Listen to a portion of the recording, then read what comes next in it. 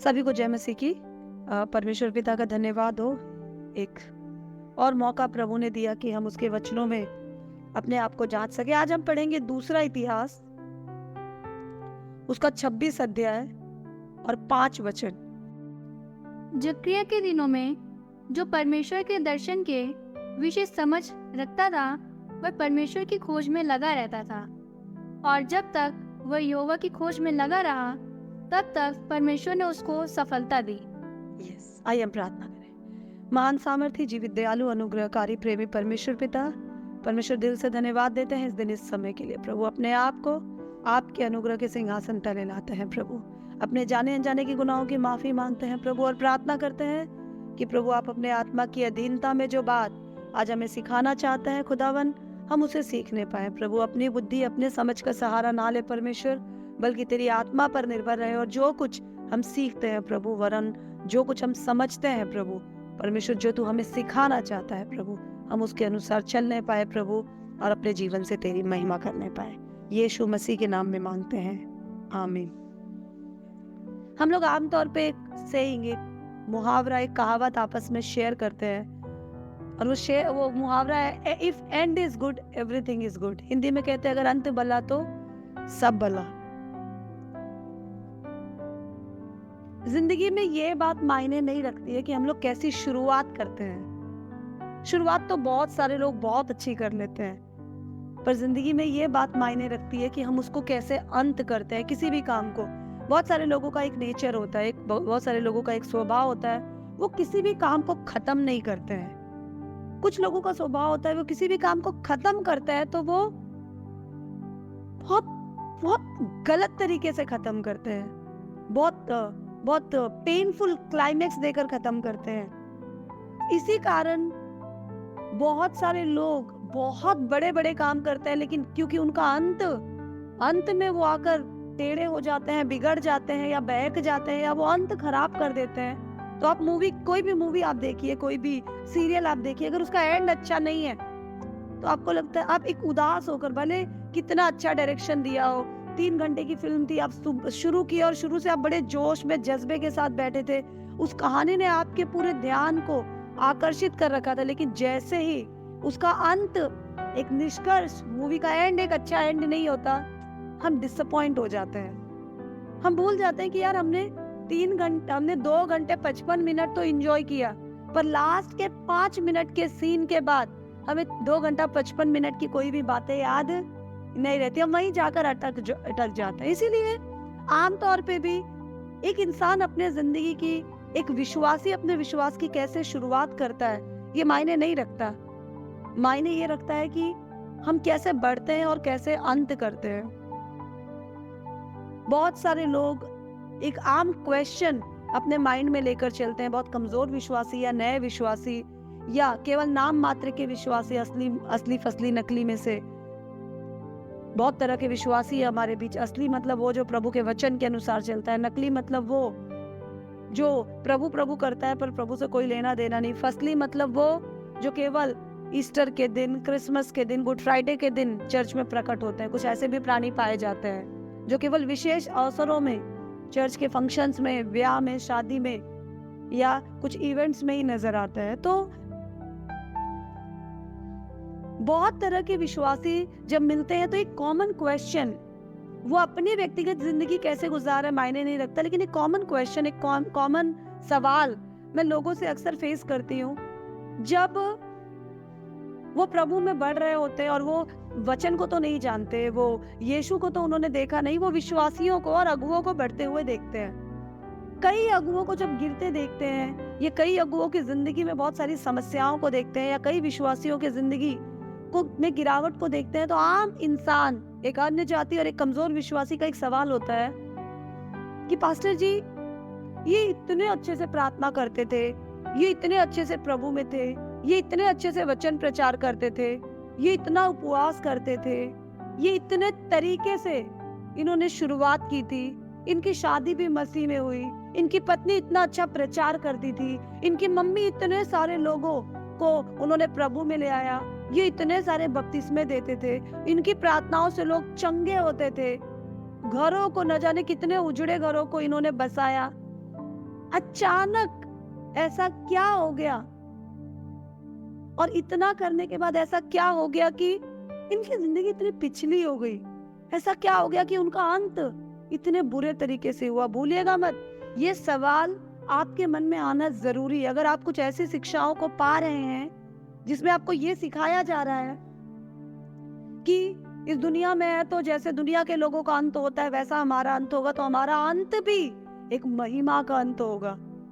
प्रभु अपने लोगों को दीर्घायु देता है। फिर आप कहेंगे स्टेफनुस को दीर्घायु नहीं मिली, वो तो जवानी में मारा गया। हाँ, प्रभु की महिमा के लिए मसीह के नाम पर मारा जाना अलग बात है, वो आम मृत्यु नहीं है। अन्यथा उसके अलावा एक विश्वासी का अंत भी गवाही से भरा हुआ होगा। एक विश्वासी का अंत भी परमेश्वर की महिमा प्रकट कर रहा होगा। वो अन्य जातियों की नाई संसार के लोगों के साथ सड़कर गलकर इस तरह से तकलीफ उठाकर उसका अंत नहीं होगा, क्योंकि हम उत्पत्ति से प्रकाशित वाक्य तक देखते हैं प्रभु के जितने लोग थे जो प्रभु की आज्ञाओं में अंत तक बने रहे, उन्होंने एक आशीष की मृत्यु को देखा। आशीष से वो सो गए, पर जो आज्ञाओं को तोड़कर अपनी मनमानी करने लग गए, मृत्यु तो उन्होंने भी पाई, अंत तो उनका भी हुआ। पर आप दोनों में फर्क बहुत अच्छे से देख सकते हैं। आज हम लोग एक बहुत बड़ा एग्जाम्पल और एक बहुत बड़ी सीख इस कहानी से देखेंगे। हमने अभी भी पढ़ा, प्रभु का वचन बताता है कि उज्जिया परमेश्वर की खोज में लगा रहता था, और जब तक वो यहोवा की खोज में लगा रहा तब तक परमेश्वर ने उसको सफलता दी। हम देखते हैं कि परमेश्वर ने शाऊल को राजा चुना। शाऊल अपनी मनमर्जी चलाने के कारण बहक गया, तब परमेश्वर ने दाऊद को राजा चुना। दाऊद ने बीच में कुछ गलतियां कर दी, पर दाऊद अपनी जिंदगी को जांचते रहा। दाऊद याजकों की सुनते रहा। दाऊद परमेश्वर के जो भविष्यवक्ता उसके राज्य में थे, उन भविष्यवक्ताओं के साथ प्रभु की आवाज को सुनते जांचते चलते रहा। इसलिए 40 साल दाऊद ने राज्य किया, और जब 40 साल दाऊद ने राज्य किया तो 40 साल उस राज्य में शांति बनी रही। दाऊद के बाद दाऊद का बेटा सुलेमान एंड सो ऑन, एक के बाद एक राजा आए और राज्य करते चले गए। कुछ लोग प्रभु की इच्छा से चले, कुछ लोग अंत में जाते जाते बिगड़ गए। जो जाते जाते बिगड़ गए उन्होंने बड़ी दुर्दशा को देखा। आज हम देखते हैं राजा यहूदा का राजा उज्जिया। सबसे खास बात बताती हूँ, उज्जिया 16 साल की उम्र में राजा बना। जब चेहरे पर लालिमाई होगी, जब एक बालक सा ही था, जब अच्छे बुरे की समझ नहीं थी, जब अपनी बुद्धि पे नहीं चलता था। मैं सोच रही थी, ये चैप्टर अभी मैं पढ़ रही थी, तो क्यों 16 साल की उम्र में प्रभु ने उज्जिया को राजा बनाया? क्योंकि 16 साल की उम्र में हमें बहुत सारा ज्ञान, बहुत सारा अनुभव नहीं होता। हम बहुत सारी चीजों में डिपेंडेंट रहते हैं, निर्भर रहते हैं। उज्जिया 16 साल की उम्र में राजा बना। राजा बनने के बाद उज्जिया ने यहूदा में राज्य करना शुरू किया, और प्रभु का वचन बताता है 52 ईयर्स, 52 वर्ष तक, दाऊद के राज्य से भी 12 वर्ष ज्यादा उज्जिया ने उस राज्य पर राज किया। अपने राज्य के दौरान उज्जिया ने बहुत अच्छी शुरुआत की। उसने राजगद्दी को संभाला, उसने परमेश्वर की आज्ञाओं के अनुसार चलना शुरू किया। उज्जिया ने अपने राज्य में जकरिया, हम जानते हैं एक नबी था, उस नबी की इच्छा के अनुसार प्रभु की आज्ञाओं को पूछता था, बलि चढ़ाता था, प्रभु की इच्छाओं पर चलता था। हर बात में वो प्रभु की खोज में, परमेश्वर यहोवा की इच्छाओं की खोज में लगा रहता था, और बहुत अच्छे से उज्जिया राज कर रहा था। बहुत अच्छे से उज्जिया युद्ध को जीतते जा रहा था। फलिस्तियों के विरुद्ध वो पाती बांधकर बहुत सारे लोगों के साथ इकट्ठा होकर वो राज कर रहा था और जीतते जा रहा था। जहां जहां उज्जिया जाता था, परमेश्वर की उपस्थिति उज्जिया के साथ थी।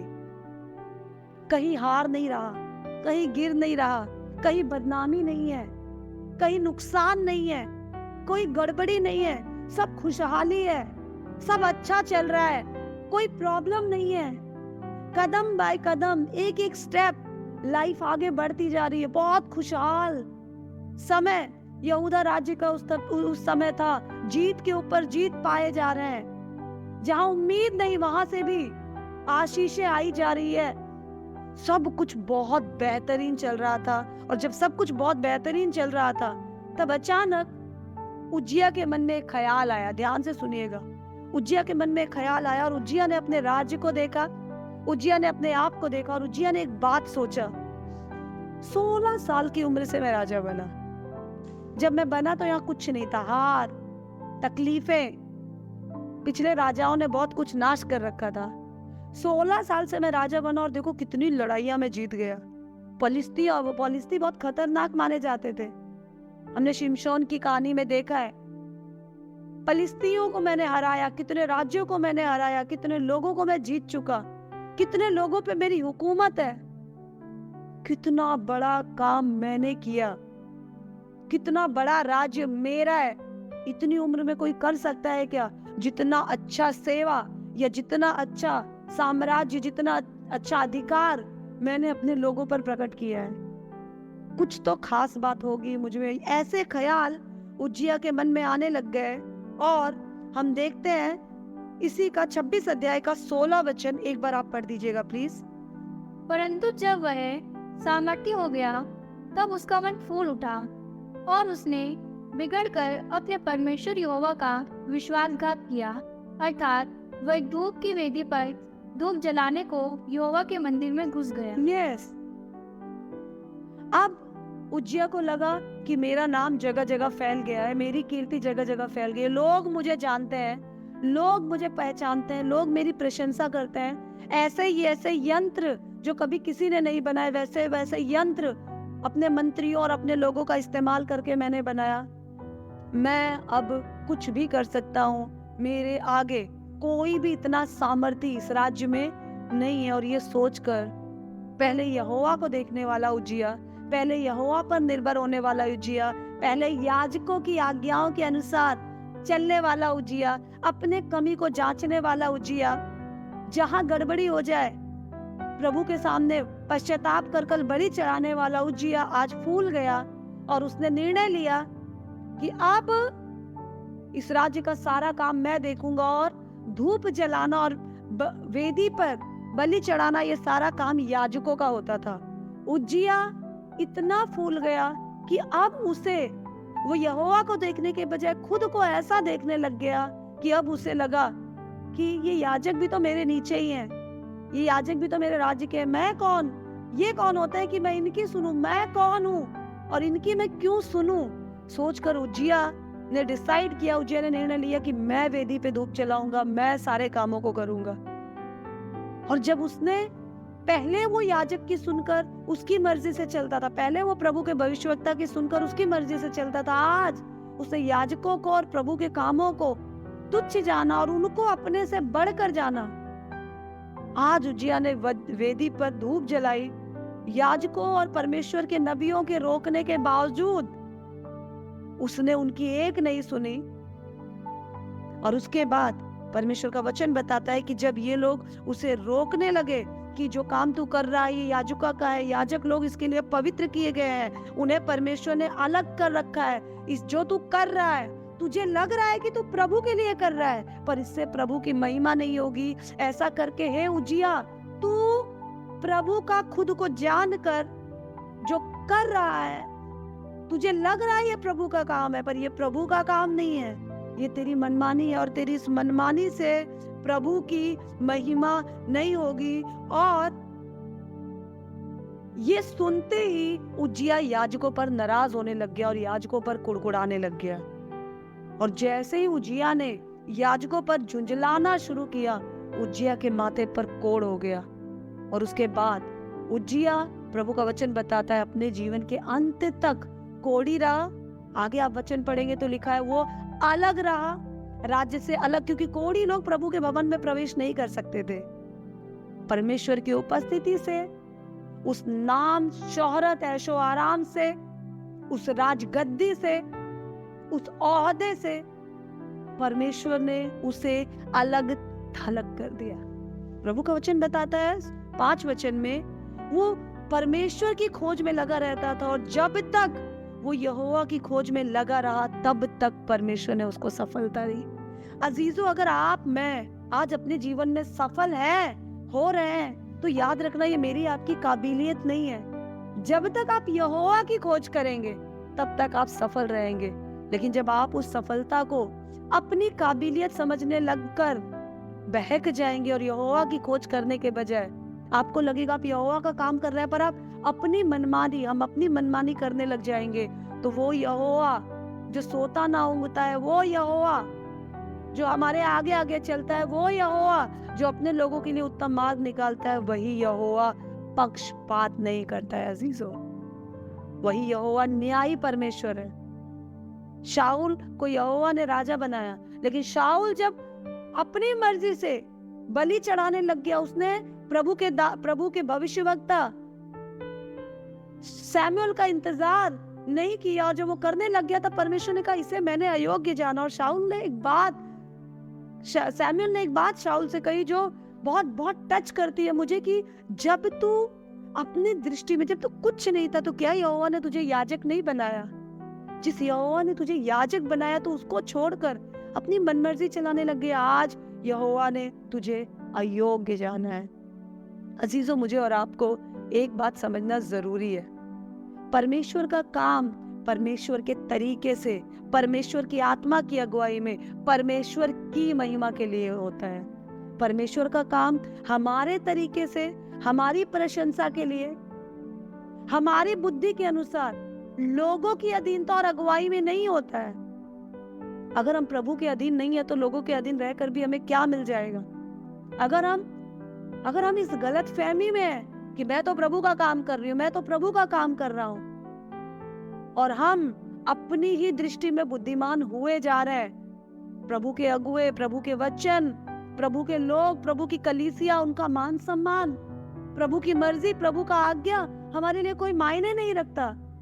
मुझे और आपको पता भी नहीं चलेगा। हमें लग रहा होगा हम तो प्रभु के लिए धूप जला रहे हैं, मुझे लगेगा हम तो प्रभु के नाम की गवाही दे रहे हैं, मुझे लगेगा मैं तो प्रभु के नाम का प्रचार कर रही हूँ, मुझे तो लगेगा मैं तो प्रभु के नाम से लोगों के लिए चंगाई की प्रार्थना कर रही हूँ, प्रभु के नाम से उपवास रख रही हूँ। लेकिन प्रभु यही कहेगा, मैं तुझे नहीं जानता। हम में से न जाने कितने हैं जिन्होंने बहुत अच्छी शुरुआत की, लेकिन उसके बाद फूल गए।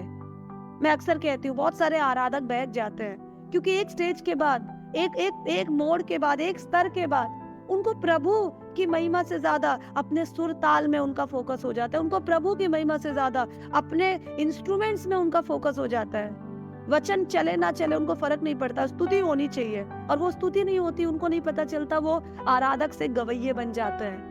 बहुत सारे लोग वचन की शिक्षा देते हैं, प्रभु के दास बनकर प्रभु की वेदी पर खड़े होकर लोगों को सिखाते हैं, चलते चलते घमंड में फूल जाते हैं, अपने जीवन को जांचने के बजाय, उन वचनों को अपने जीवन में आत्मसात करने के बजाय। वो वचन की शिक्षा देने वाले नहीं, आम मोटिवेशनल स्पीकर की तरह हो जाते हैं। हमको पता ही नहीं, यही बाइबल लेकर हम आशीष पाने के बजाय, यही बाइबल लेकर हम अपने विनाश की ओर चलते जा रहे हैं। अजीजों, उज्जिया को नहीं पता चला कि जिस वक्त उसका मन बदल गया, उस वक्त यहोवा ने उसे छोड़ दिया। जिस वक्त उसका मन फूल गया, जिस वक्त उसने यहोवा को छोड़ अपनी मर्जी चलानी शुरू की, अपनी मैं चलानी शुरू की, उस वक्त परमेश्वर ने उसको कोढ़ में छिपा हुआ, कोढ़ के पीछे छुपा हुआ एक उज्जिया देख लिया। अजीजों, हमें समझना जरूरी है, हमारी शुरुआत मायने नहीं रखती, हम कैसे खत्म करते हैं वो मायने रखता है। हमारी शुरुआत मायने नहीं रखती, हम कैसे कंटिन्यू करते हैं वो मायने रखता है। एक मसीह का जीवन आशीष से शुरू होगा और महिमा पे खत्म होगा। कोढ़ में, बीमारियों में, तकलीफों में, संसार के जलन में नहीं। हाँ, मसीहत के नाम पे कलेश में खत्म होगा। इसके अलावा अन्य चीजें, ये कोढ़, कभी मन का कोढ़, कभी शरीर का कोढ़, ये कोढ़ परमेश्वर का दंड है। ये उन लोगों के लिए है जो यहोवा की मर्जी चलाते चलाते अपनी मर्जी पे चलने लग जाते हैं। इसीलिए जब आप बहुत सारे प्रभु के लोगों को इस तरह की तकलीफों में पड़ते हुए देखना, जो खुद को यहोवा का कहते हैं, मसीह का कहते हैं, यीशु का कहते हैं, तो अच्छे से जान जाना वो मसीह की महिमा से अधिक अपने आप से, अपनी बुद्धि से प्यार करने लगे। इसीलिए कलीसिया, मैं आपको उत्साहित करना चाहती हूँ, आपने कैसी शुरुआत की ये मायने नहीं रखता, आप कैसा अंत करते हैं ये मायने रखता है। आपने कितने बड़े बड़े काम, कितना प्रचार प्रभु के नाम से किया, ये मायने नहीं रखता। आप अपने व्यक्तिगत जीवन में उसको कितना लागू करते हैं ये मायने रखता है। आप आपके द्वारा प्रभु ने कितना काम किया ये मायने नहीं रखता। आपके जीवन में पवित्र आत्मा के फल कितने प्रकट है ये मायने रखता है। परमेश्वर अपने वरदान और अपने फलों के जरिए काम करता है। वरदान कलीसिया की उन्नति के लिए, लेकिन फल हमारी पर्सनल उन्नति को प्रकट करते हैं। प्यार हमें बढ़ रहा है कि नहीं, संयम हमें बढ़ रहा है कि नहीं, धीरज हमें बढ़ रहा है कि नहीं, दया हमें बढ़ रही है कि नहीं। अगर ये फल हमारे अंदर नहीं बढ़ रहे हैं तो मुझे और आपको पता भी नहीं चलेगा कब यहोवा ने हमें छोड़ दिया। इसीलिए योना 15 वचन बताता है, 15 अध्याय बताता है योना नबी की, योना का सुसमाचार, जो डाली है और मुझ में नहीं फलती वो काट डालता है। ऐसा तो नहीं हम प्रभु में फलने के बजाय खुद में फलने फूलने लग गए। हम प्रभु को बढ़ाने के बजाय खुद की बड़ाई के लिए जीने लग गए। दोस्तों बहुत जरूरी है हम जहां पर हैं हम खुद को जांचें। एक बात याद रखना, यहोवा किसी का पक्षपात नहीं करता। एक बात याद रखना, दुनिया की आंखों में मिट्टी डाल सकते हैं, मिर्ची झोंक सकते हैं, पर आप यहोवा की आंखों में, यहोवा के सामने से कुछ भी छिपा नहीं रख सकते। अंधेरे में, पाताल में, समुद्र की गहराई में भी उसकी नजर आपके और मेरे ऊपर है। हमारे आंख बंद करने से अंधेरा नहीं हो जाता, हमारे आंख बंद करने से केवल हमें अंधेरा दिखाई देता है। इसलिए कलीसिया, इस वचन के जरिए मैं आपको उत्साहित करना चाहती हूँ। हमें अगर सफलता चाहिए तो हमें इस बात को याद रखना है कि परमेश्वर की खोज में हम लगे रहें। नौकरी की खोज में, टैलेंट की खोज में, सक्सेस की खोज में, तारीफों की खोज में, लोग हमारी बड़ाई करें, बड़ाई की खोज में नहीं, परमेश्वर की खोज में लगे रहे। सफलता की कुंजी परमेश्वर का राज्य है, सफलता की कुंजी परमेश्वर की खोज है, परमेश्वर की धार्मिकता है। जब हम प्रभु को खोजने के बजाय दुनियादारी को खोजने लगते हैं, जब प्रभु को खोजने के बजाय हम प्रैक्टिकलिटी को खोजने लगते हैं, जब प्रभु की महिमा खोजने के बजाय हम अपनी तारीफ खोजने लगते हैं, जब प्रभु की बड़ाई खोजने के बजाय हम अपनी बड़ाई खोजने लगते हैं, जब प्रभु को सही साबित करने के बजाय हम खुद को साबित करने के लिए जीने लगते हैं, तब हमें कानों कान खबर नहीं होती। हम वहीं खड़े, हमारे लोग वहीं खड़े, बट हमारे पैरों के तले की जमीन प्रभु बदल देता है। चट्टान से हम रेत पर पहुंच जाते हैं और हमें पता नहीं चलता। हमें पता तब चलता है जब पानी की एक मजबूत लहर आती है, एक तूफान आता है और हम फट से गिर जाते हैं, हम बहने लगते हैं। हमें इस बात का एहसास तक नहीं होता कि हमारी जमीन बदल गई, क्योंकि हमारा यहोवा पाप में नहीं रह सकता। जो उसके खोजी नहीं, उनसे उसका कोई वास्ता नहीं। इसलिए कलीसिया मैं आपको उत्साहित करना चाहती हूँ। मुझे नहीं पता आपने कहाँ से शुरुआत की, मुझे नहीं पता आप अभी कहाँ पर पहुंचे हैं, बट एक बात याद रखना, एक अच्छी शुरुआत इंसान के जीवन को सफल नहीं बनाती, एक अच्छा अंत इंसान के जीवन को सफल बनाता है। इसीलिए परमेश्वर की खोज में लगे रहें, परमेश्वर को देखते रहें, परमेश्वर की मर्जी पे चलते रहें, उसके वचनों पर मनन करते रहें। अपनी प्रशंसा नहीं, परमेश्वर की प्रशंसा के लिए काम करें। एक बात का ख्याल रखें, चाहे कुछ भी हो जाए, प्रभु मेरा जीवन किसी के लिए भी ठोकर का कारण ना बने। यहोवा की ओर से आया हुआ कोड़, यहोवा की ओर से आया हुआ दंड, इस संसार का कोई इंसान, इस संसार की कोई ताकत हमसे अलग नहीं कर सकती। और मुझे ऐसा लगता है, ये मेरी पर्सनल फीलिंग है, जो तकलीफ, जो दंड प्रभु देता है उसकी टेंशन नहीं है, प्रभु हमसे अलग हो जाता है, इसका दुख हम कैसे बर्दाश्त कर पाएंगे भला। हमें से बहुत प्रभु प्रभु कर रहे हैं, हमें से बहुत लोग प्रभु का नाम लिए घूम रहे हैं, पर उन्हें इस बात का इल्म ही नहीं, इस बात की जानकारी ही नहीं कि प्रभु ने कब का उन्हें काट कर छाट कर अलग कर दिया है और वो आग में झोंके जाने के लिए सूखे जा रहे हैं। इसलिए कलीसिया, आइए जब हम इस वचन को सुनते हैं तो अपने दिलों को खोलें, अपने आंखों को बंद करें, अपने आप को जांचें और प्रभु से कहें कि प्रभु अगर मैं बहक गया, अगर मैं बदल गया, अगर मैंने अपना रास्ता चुन लिया प्रभु, अगर मैंने अपनी मर्जी चलानी शुरू कर दी प्रभु, तेरी खोज करने के बजाय अगर मैं अपनी मैं को खोजने लग गया, तेरी खोज करने के बजाय मैं अपने स्वार्थ को खोजने लग गया, तेरी खोज करने के बजाय प्रभु, तेरे वचनों की खोज करने के बजाय प्रभु, तेरी आत्मा की सुनने के बजाय प्रभु, अगर मैं लोगों की सुनने लग गई या लग गया तो मैं माफी मांगता हूँ प्रभु। प्रभु मैंने कितनी अच्छी शुरुआत की प्रभु, वो मायने नहीं रखता प्रभु, अब मैं कहाँ हूँ वो मायने रखता है प्रभु, क्योंकि प्रभु मैंने लाख भले काम किए हो प्रभु, पर आज इन बुराइयों में गिरकर प्रभु मैंने खुद अपने उन अच्छे कामों का इनकार किया है परमेश्वर। पिता मांगते हैं ये वचन जब तेरे लोगों के कानों पर पहुंचते हैं तो प्रभु ये उनके दिलों को छेदने पाए प्रभु। और परमेश्वर पिता इस वचन के आईने में हर कोई मेरे राजा अपने आप को जांचने पाए प्रभु। और प्रार्थना करते हैं परमेश्वर दिल से कि परमेश्वर पिता ये वचन हर घुटनों को प्रभु टिकने पर प्रभु और हर जुबान को अंगीकार करने पर मजबूर करे परमेश्वर। होने दे प्रभु जब तेरा वचन तमाम तेरे लोग, तेरे अगुए, तेरे दास सुनते हैं प्रभु, तो सच में वो इस बात को जाने कि प्रभु वो तेरे ही दास है और तेरे बिना प्रभु हम क्या है प्रभु, हमारा कोई अस्तित्व ही नहीं है। जब तेरे दास है तो प्रभु तेरी मर्जी को सुनना, समझना और उसके अनुसार चलना भी सीखे। मांगती हूँ परमेश्वर पिता कि ये वचन हमारे दिलों को छेद दे प्रभु और हम अपने जीवन को जांचने पाए, ताकि प्रभु हम फिर से एक बार अपने आप को जांच कर तेरे खोजी बन जाए और तेरी सफलता हमारे जीवन में प्रभु बहुत बड़ी गवाही का कारण बन जाए। सब कुछ तेरे आत्मा की अगुवाई में समर्पित करते हैं, यीशु मसीह के नाम में मांगते हैं, आमीन।